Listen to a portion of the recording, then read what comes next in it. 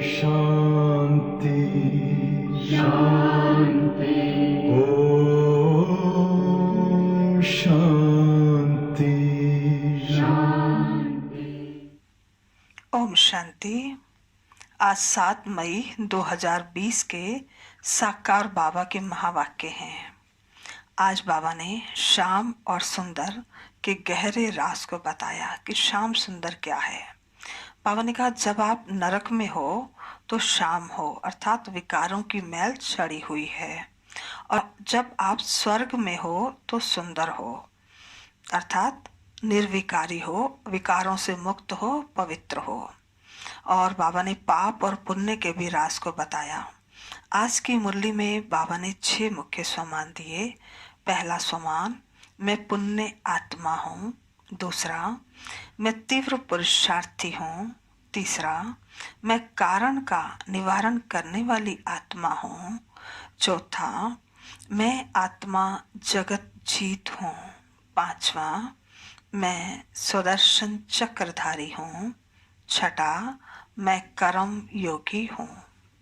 ओम शांति। आज की मुरली का सार है, मीठे बच्चे, श्रीमत ही तुमको श्रेष्ठ बनाने वाली है, इसलिए श्रीमत को भूलो मत। अपनी मत को छोड़ एक बाप की मत पर चलो। बाबा ने प्रश्न पूछा, पुण्य आत्मा बनने की युक्ति क्या है? उत्तर है, पुण्य आत्मा बनना है तो सच्चे दिल से, प्यार से एक बाप को याद करो। दूसरा, कर्मेंद्रियों से कोई भी विकर्म ना करो। सबको रास्ता बताओ। अपनी दिल से पूछो, यह पुण्य हम कितना करते हैं। अपनी चेकिंग करो। ऐसा कोई कर्म ना हो जिसकी 100 गुना सजा खानी पड़े। तो चेकिंग करने से पुण्य आत्मा बन जाएंगे। ओम शांति। रूहानी बाप बैठ बच्चों को समझाते हैं। यह तो बच्चों को मालूम है कि अभी हम शिव बाबा की मत पर चल रहे हैं। उनकी है ऊंचते ऊंच मत। दुनिया यह नहीं जानती कि ऊंचते ऊंच शिव बाबा कैसे बच्चों को श्रेष्ठ बनाने के लिए श्रेष्ठ मत देते हैं। इस रावण राज्य में कोई भी मनुष्य मात्र मनुष्य को श्रेष्ठ मत दे नहीं सकते। तुम अभी ईश्वरीय मत वाले बनते हो। इस समय तुम बच्चों को पतित से पावन बनने के लिए ईश्वरीय मत मिल रही है। अभी तुमको पता पड़ा है, हम तो विश्व के मालिक थे। यह ब्रह्मा जो मालिक था उनको भी पता नहीं था। विश्व के मालिक फिर एकदम पतित बन जाते हैं। यह खेल बहुत अच्छी रीति बुद्धि से समझने का है। राइट रॉन्ग क्या है, इसमें है बुद्धि की लड़ाई। सारी दुनिया है रॉन्ग। एक बाप ही है राइट, सत्य बोलने वाला। वे तुमको सचखंड का मालिक बनाते हैं, तो उनकी मत लेनी चाहिए। अपनी मत पर चलने से धोखा खाएंगे, परंतु वह है गुप्त, है भी निराकार। बहुत बच्चे गफलत करते हैं, समझते हैं यह तो दादा की मत है, श्रेष्ठ मत लेने नहीं देते हैं। श्री मत पर चलना चाहिए ना। बाबा, आप जो कहेंगे वह हम मानेंगे जरूर, परंतु कई मानते नहीं हैं। नंबर वार पुरुषार्थ अनुसार मत पर चलते हैं, बाकी तो अपनी मत चला लेते हैं। बाबा आए हैं श्रेष्ठ मत देने। ऐसे बाप को घड़ी घड़ी भूल जाते हैं। माया मत लेने नहीं देती। श्रीमत तो बहुत सहज है ना। दुनिया में कोई को ये समझ नहीं कि हम तमो प्रधान हैं। मेरी मत तो मशहूर है, श्रीमत भागवत गीता। श्री बाबा आकर के इस समय जो मत दे रहे हैं, श्रीमत दे रहे हैं, उसका शास्त्र है श्रीमत भागवत गीता। भगवान अभी कहते हैं, मैं 5000 वर्ष बाद आता हूँ। आकर भारत को श्रीमत दे, श्रेष्ठ ते श्रेष्ठ बनाता हूँ। बाप तो सावधान करते हैं, बच्चे श्रीमत पर नहीं चलते। बाप रोज रोज समझाते रहते हैं, बच्चों श्रीमत पर चलना भूलो मत। इन यानी ब्रह्मा की तो बात ही नहीं, उनकी बात समझो। वही इन द्वारा मत देते हैं, वही समझाते हैं। खान पान खाते नहीं, कहते हैं मैं तो अभोक्ता हूँ। तुम बच्चों को श्रीमत देता हूँ, नंबर 1 मत देते हैं तो मुझे याद करो। कोई भी विक्रम नहीं करो, अपने दिल से पूछो कि कितना पाप किया है। यह तो जानते हो सबका पापों का घड़ा भरा हुआ है। इस समय सभी रॉन्ग रास्ते पर हैं। तुम्हें अभी बाप द्वारा राइट रास्ता मिला है। तुम्हारी बुद्धि में सारा ज्ञान है। गीता में जो ज्ञान होना चाहिए वह है नहीं। वह कोई बाप की बनाई हुई नहीं है। यह भी भक्ति मार्ग में नूंद है। कहते भी हैं भगवान आकर भक्ति का फल देंगे। बच्चों को समझाया है ज्ञान से सद्गति। सद्गति भी सबकी होती है, दुर्गति भी सबकी होती है। यह तो दुनिया ही तमो प्रधान है, सतो प्रधान कोई है नहीं।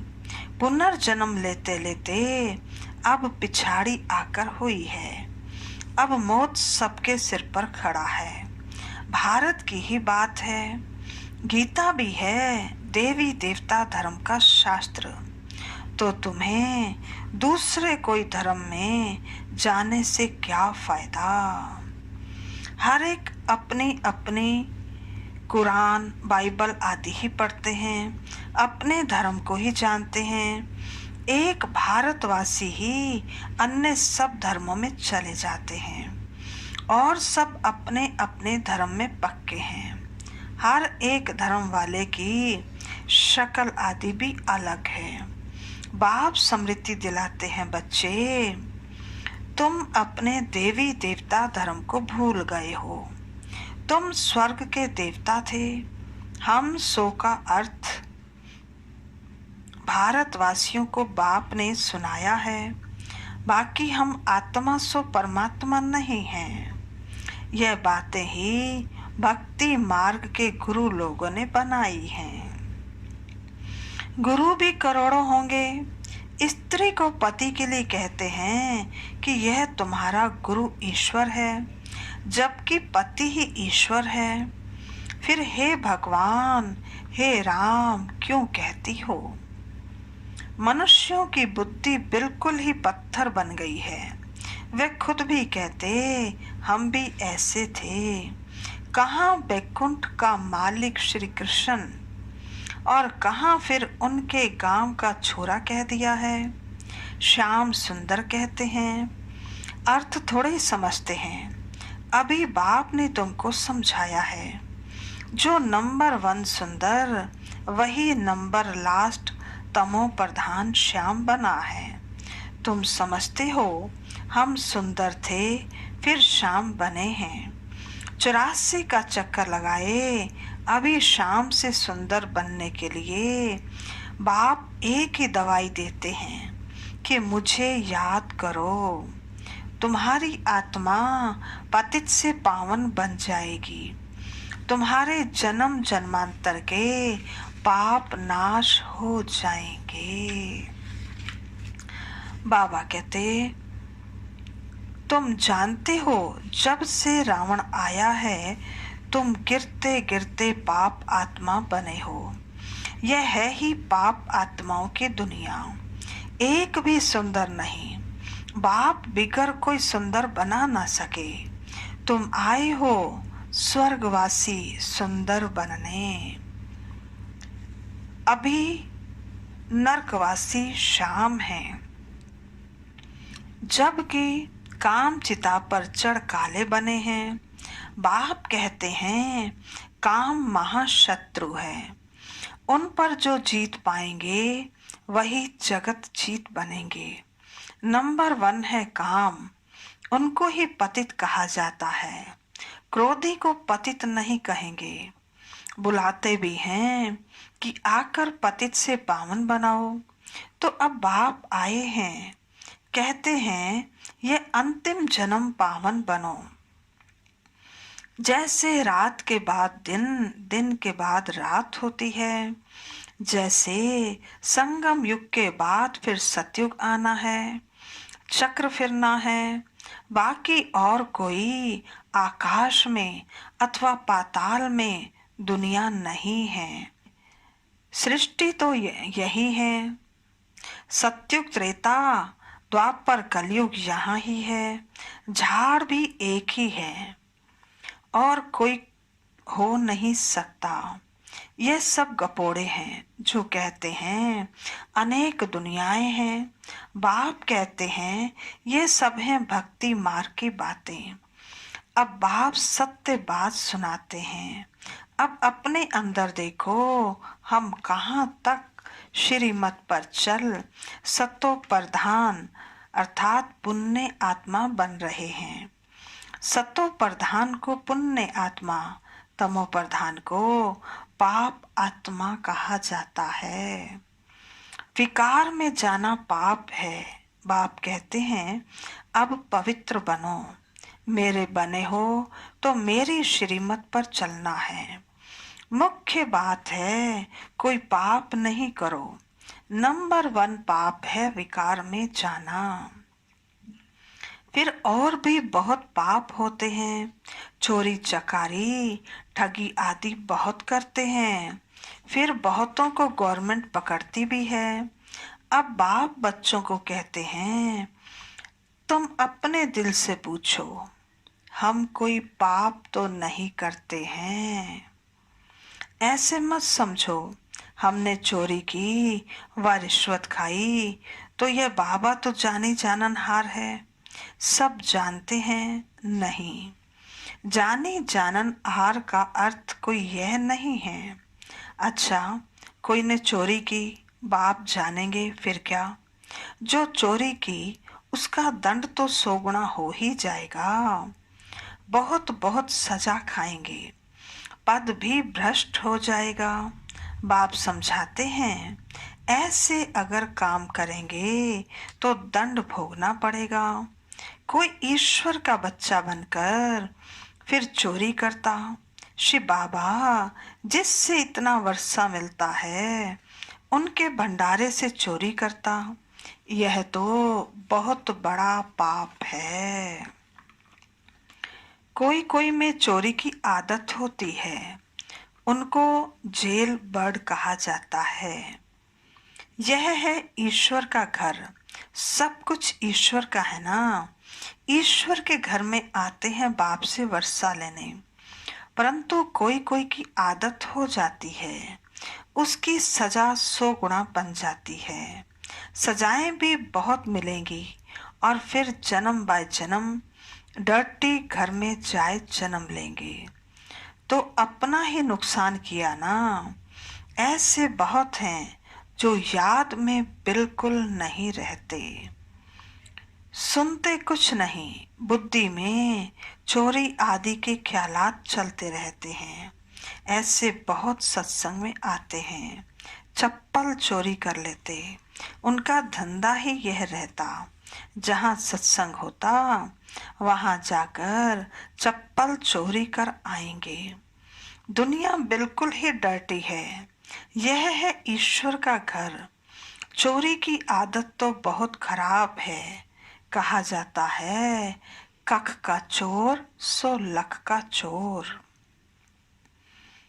अपने अंदर से पूछना चाहिए हम कितना पुण्य आत्मा बने हैं, कितना बाप को याद करते हैं, कितना हम स्वदर्शन चक्रधारी बनते हैं, कितना समय ईश्वरीय सर्विस में रहते हैं, कितने पाप करते जा रहे हैं।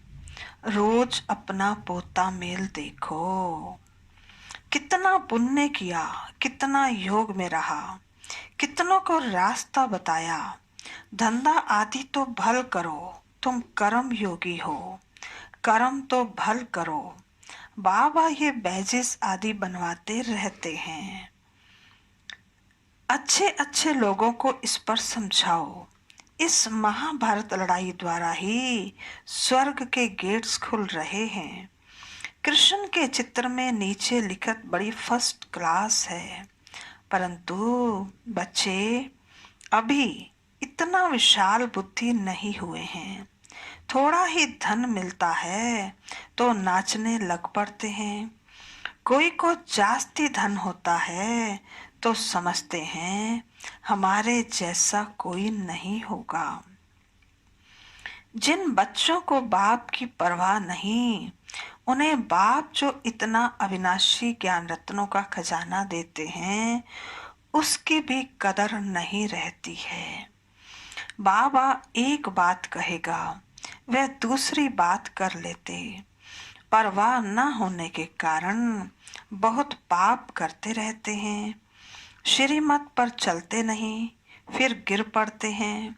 बाप कहेंगे यह भी ड्रामा उनकी तकदीर में नहीं है। बाबा तो जानते हैं ना, बहुत पाप करते हैं। अगर निश्चय हो कि बाबा हमको पढ़ाते हैं तो खुशी रहनी चाहिए। तुम जानते हो हम भविष्य नई दुनिया में प्रिंस प्रिंसेस बनेंगे तो कितनी खुशी रहनी चाहिए। परंतु बच्चे तो अभी तक भी मुरझाते रहते हैं, वह अवस्था ठहरती नहीं है। बाबा ने समझाया है विनाश के लिए रिहर्सल भी होगी, क्लैमिटीज भी होंगी, भारत को कमजोर करते जाएंगे। बाप खुद कहते हैं ये सब होना ही है, नहीं तो विनाश कैसे होगा। बर्फ की बरसात पड़ेगी, फिर खेती आदि का क्या हाल होगा। लाखों मरते रहते हैं, कोई बतलाते थोड़े ही हैं। तो बाप मुख्य बात समझाते हैं कि ऐसे अपने अंदर जांच करो। मैं कितना बाप को याद करता हूँ। बाबा आप तो बड़े मीठे हो, कमाल है आपकी। आपका फरमान है मुझे याद करो तो 21 जन्मों के लिए कभी रोगी नहीं बनेंगे। अपने को आत्मा समझ बाप को याद करो तो मैं गारंटी करता हूँ सम्मुख बाप तुमको कहते हैं, तुम फिर औरों को सुनाते हो। बाप कहते हैं मुझ बाप को याद करो और बहुत प्यार करो। तुमको कितना सहज रास्ता बताता हूँ पतित से पावन होने का। कोई कहते हैं हम तो बहुत पाप आत्मा हैं। अच्छा, फिर ऐसे पाप नहीं करो, मुझे याद करते रहो तो जन्म जन्मांतर के जो पाप हैं वे इस याद से भस्म होते जाएंगे। याद की ही मुख्य बात है। उनको कहा जाता है इस बाबा ने गुरु तो बहुत किए हैं ना, अभी बेहद का बाप कहते हैं इन सब को छोड़ो, इन सब का भी मुझे उद्धार करना है और कोई की ताकत नहीं जो ऐसे कह सके। बाप ने ही कहा है मैं इन साधुओं आदि का भी उद्धार करता हूँ, फिर वह गुरु कैसे बन सकते। तो मूल एक बात बाप समझाते हैं, अपने दिल से पूछो हम कोई पाप तो नहीं करते हैं, किसको दुख तो नहीं देते हैं, इसमें कोई तकलीफ नहीं है। अंदर जांच करनी चाहिए, सारे दिन में कितना पाप किया, कितना याद किया। याद से ही पाप भस्म होंगे, कोशिश करनी चाहिए। यह बहुत मेहनत का काम है। ज्ञान देने वाला एक ही बाप है। बाप ही मुक्ति जीवन मुक्ति का रास्ता बतलाते हैं। अच्छा, मीठे मीठे सिकिलदे बच्चों प्रति माता पिता बाप दादा का याद प्यार और गुड मॉर्निंग। रूहानी बाप की रूहानी बच्चों को नमस्ते। हम रूहानी बच्चों की रूहानी बाप दादा को नमस्ते नमस्ते नमस्ते। सदा रहेंगे हंसते, बनेंगे फरिश्ते, चलेंगे परम धाम के सीधे रास्ते। धारणा के लिए मुख्य सार। पहला, बाप जो अविनाशी ज्ञान रत्नों का खजाना देते हैं उसका कदर करना है। बेपरवाह बन पाप कर्म नहीं करने हैं। अगर निश्चय है भगवान हमको पढ़ाते हैं तो अपार खुशी में रहना है। दूसरा, ईश्वर के घर में कभी चोरी आदि करने का ख्याल न आए। ये आदत बहुत गंदी है। कहा जाता है कख का चोर सो लख का चोर। अपने अंदर से पूछना है हम कितना पुण्य आत्मा बने हैं। आज का वरदान है, पुरुषार्थ और सेवा में विधि पूर्वक वृद्धि को प्राप्त करने वाले तीव्र पुरुषार्थी भव। पुरुषार्थ और सेवा में विधि पूर्वक वृद्धि को प्राप्त करने वाले तीव्र पुरुषार्थी भव। विस्तार है, ब्राह्मण अर्थात विधि पूर्वक जीवन। कोई भी कार्य सफल तब होता है जब विधि से किया जाता है। अगर किसी भी बात में स्वयं के पुरुषार्थ या सेवा में वृद्धि नहीं होती है तो जरूर कोई विधि की कमी है। इसलिए चेक करो कि अमृत वेले से रात तक मनसा वाचा कर्मणा व संपर्क विधि पूर्वक रहा, अर्थात वृद्धि हुई। अगर नहीं तो कारण को सोचकर निवारण करो, फिर दिल शिकस्त नहीं होंगे।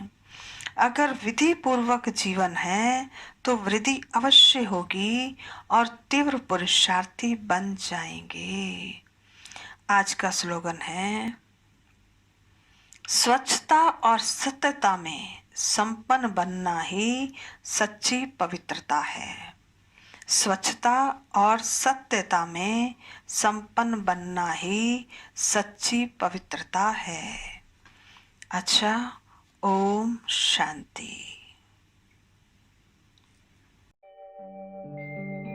ओम शांति शांति। ओम शांति शांति। अंतर मन में ज्योति जगा लो, होगा दूर अंधेरा।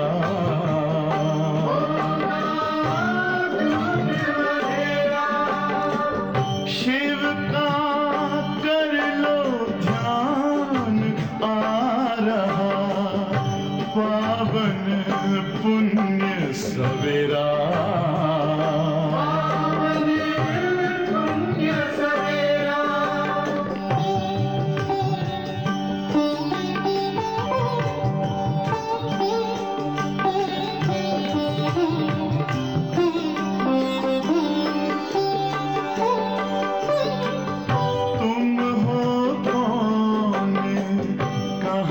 से आए अपने आप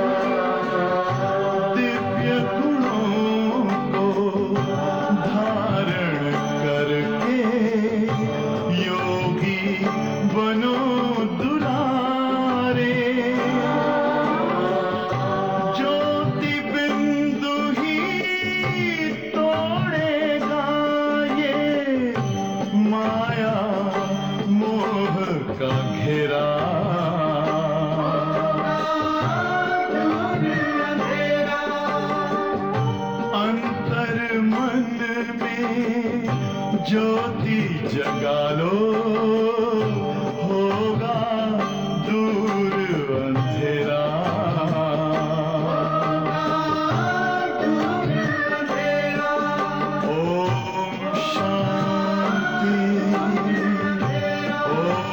शांति